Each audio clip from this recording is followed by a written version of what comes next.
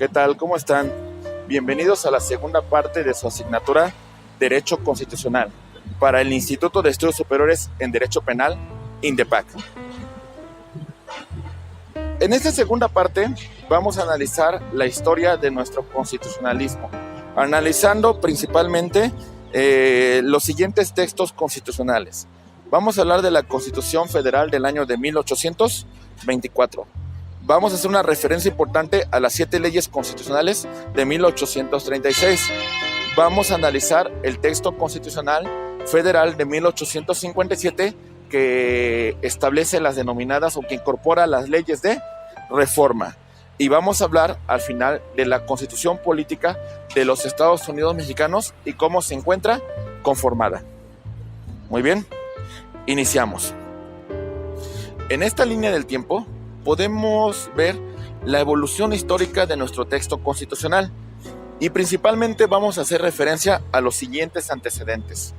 En primer lugar tenemos en 1808 a la Constitución de Bayona, que fue impuesta por Napoleón Bonaparte, en la cual le quita el poder a los reyes de España, a Carlos IV y a Fernando VII, para poner en su lugar a su hermano José Napoleón Bonaparte I. En 1812, como consecuencia de esa imposición del monarca francés como rey de España, independentistas españoles se establecieron en la ciudad de Cádiz, en España, para crear un texto constitucional en la cual desconocen al gobierno de José Napoleón I y establecen la supremacía o la soberanía del pueblo español, hablando de una situación de igualdad entre españoles peninsulares y españoles de ultramar. En 1812, en México, tenemos en la ciudad de Zitácuaro, hoy Michoacán, el tema de los elementos constitucionales de López Rayón, que establece una libertad, una independencia de la América septentrional, estableciendo una división de poderes y creando una forma de gobierno de corte presidencialista. En el año de 1814, José María Morelos y Pavón, también conocido como el Siervo de la Nación, crea una constitución llamada Constitución de Apatzingán, basada en su obra Sentimientos de la Nación. Esta constitución estuvo vigente en algunos estados, en algunas regiones controladas por los insurgentes, además de crear un primer tribunal mexicano en la ciudad de Ario de Rosales.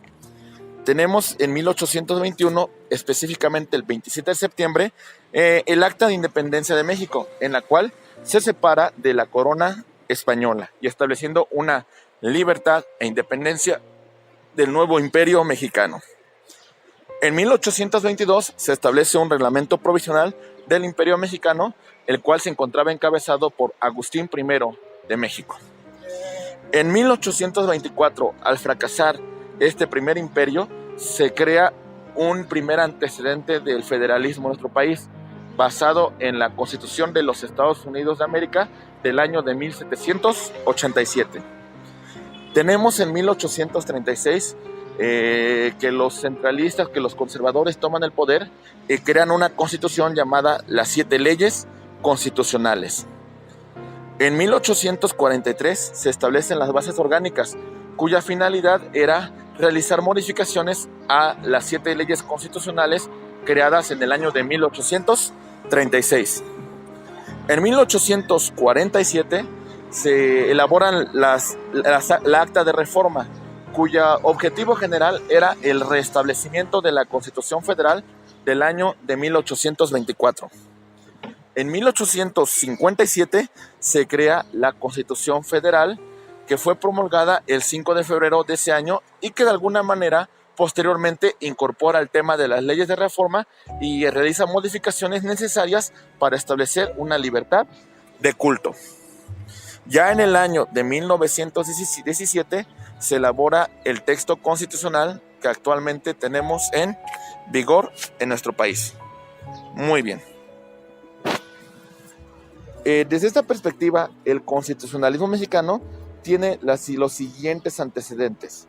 En primer lugar, vamos a señalar en un resumen histórico, que en 1808 se crea una Constitución de Bayona, que fue impuesta por Napoleón Bonaparte y que coloca a su hermano como rey de España.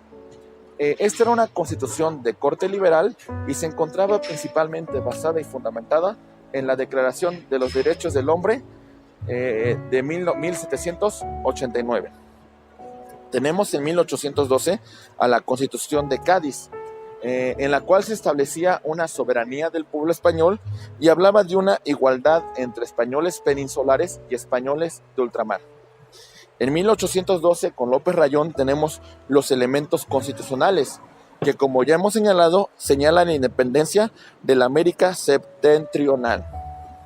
En el año de 1814 tenemos la Constitución de Apatzingán, que fue principalmente elaborada y propuesta por el siervo de la nación, don José María Morelos y Pavón, en la cual se establece un tema de independencia, se establece un tema de debido proceso, se establece derecho a la inviolabilidad del domicilio, así como otros derechos fundamentales que el día de hoy tenemos vigentes.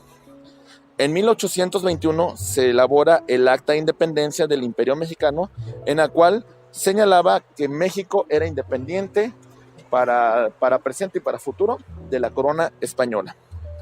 En 1822 se elabora el Reglamento Provisional del Imperio Mexicano, que fue una disposición normativa que rigió durante la efímera vigencia del imperio de don Agustín de Iturbide.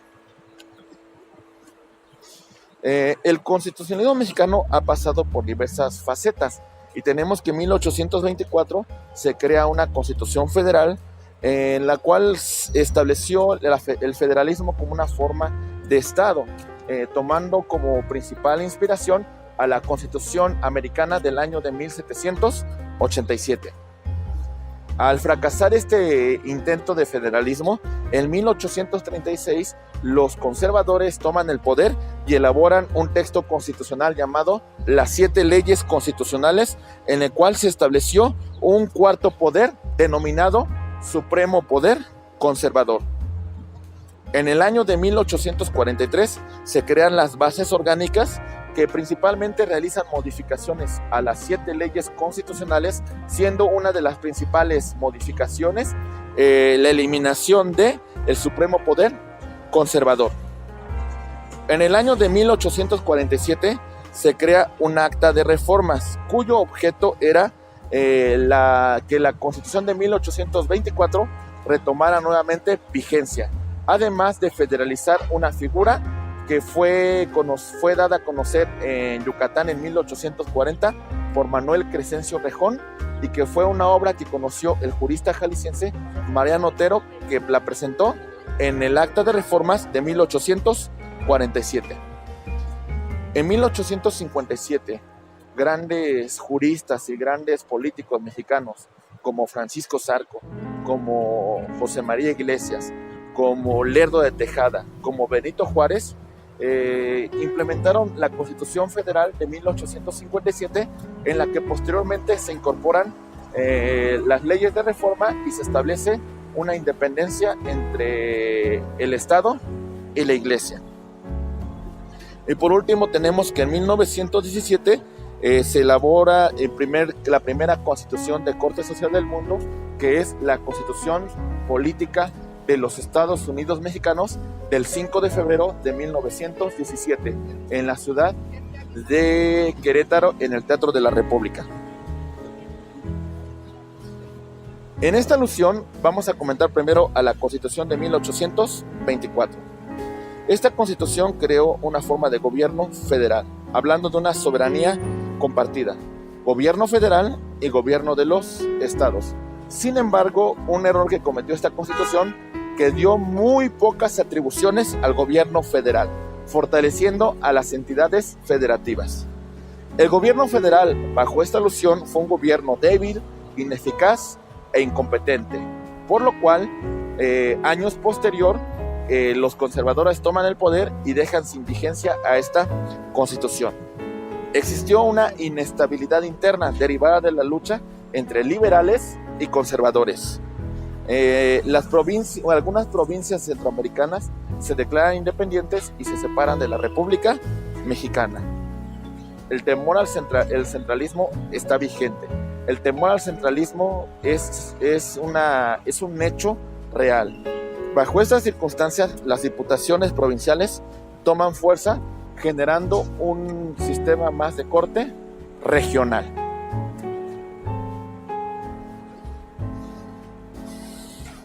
Al ser ineficaz la primera experiencia de un régimen de corte federal, tenemos que se crean unas denominadas 7 leyes constitucionales. Estas 7 leyes constitucionales establecen una forma de Estado de carácter central. Establecen un poder que va a derivar del centro de la República. Entre los principales análisis de estas 7 leyes constitucionales, vamos a señalar que la primera ley establece el derecho de los ciudadanos mexicanos.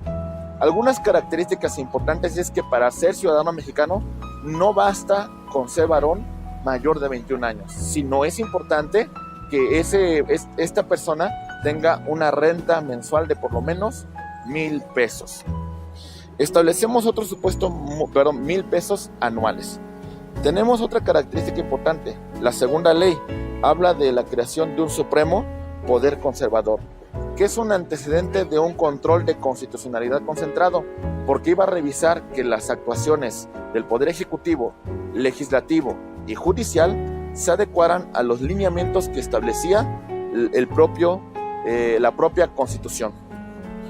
En la tercera ley establecía las facultades del Congreso de Diputados y Senadores, cómo iban a ser electos y el proceso de conformación de la ley.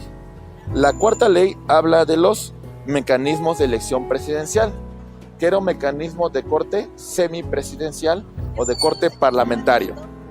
La quinta ley habla de la organización del Poder Judicial, estableciendo que se iba a dividir en distritos judiciales, creando de esta manera juzgados de distrito, tribunales colegiados de circuito y tribunales unitarios de circuito, así como creando una Suprema Corte de Justicia.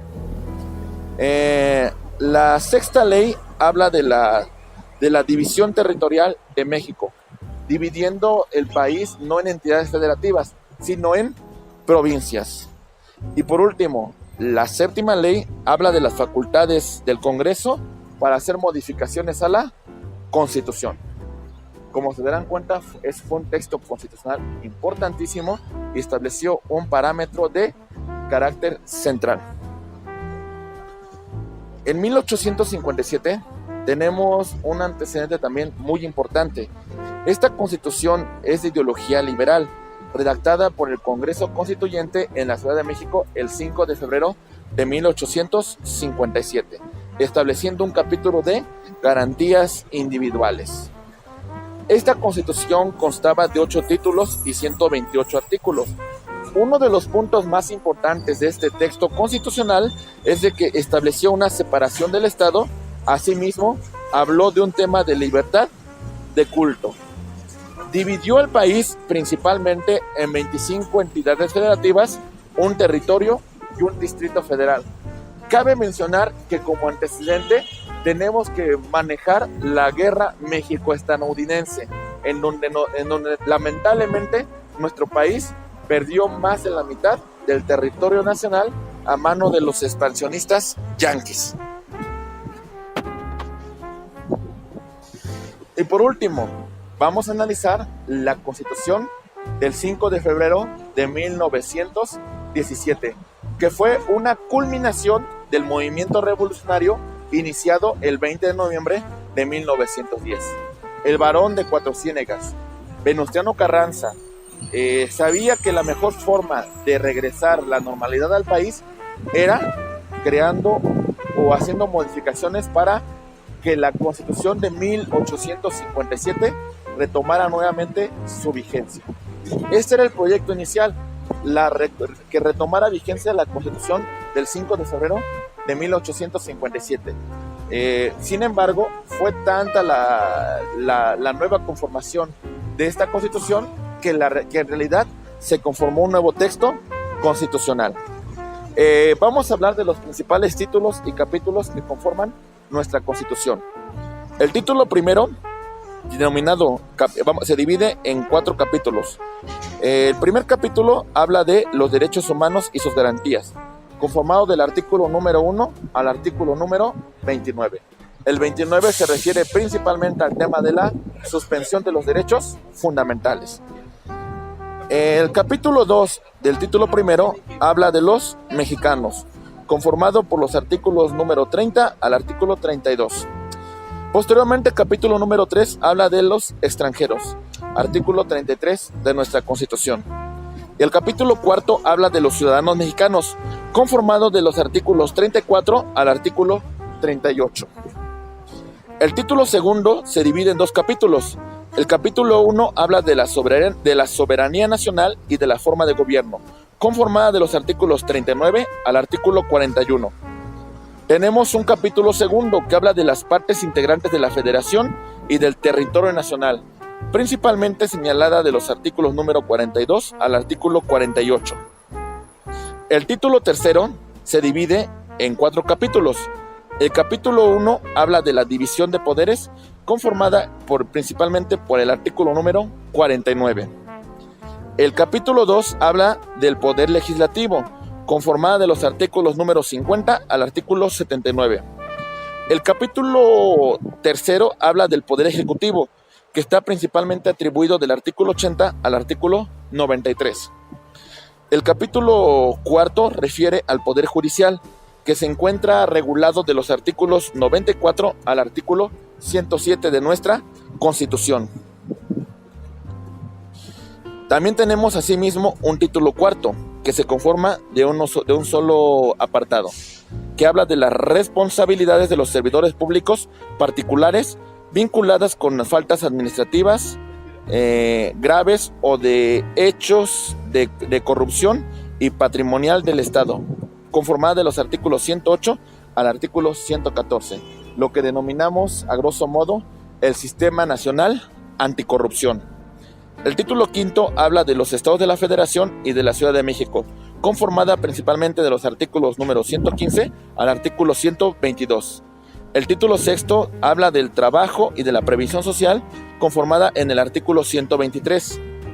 El título segundo de nuestra Constitución habla de las previsiones generales, que abarca del artículo 124 al artículo 134 de nuestra Constitución.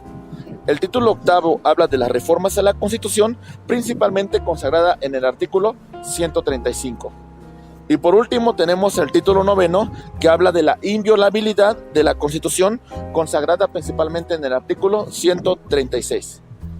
Estimados amigos, con esto concluimos la segunda parte de la asignatura Derecho Constitucional, parte 2.